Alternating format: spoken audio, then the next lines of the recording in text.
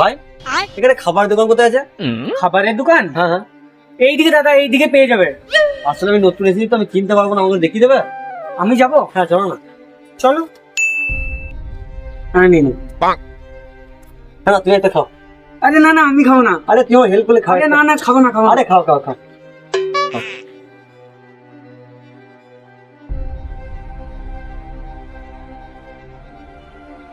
ভাই তোমার চোখে কি পড়েছে? রুমাল।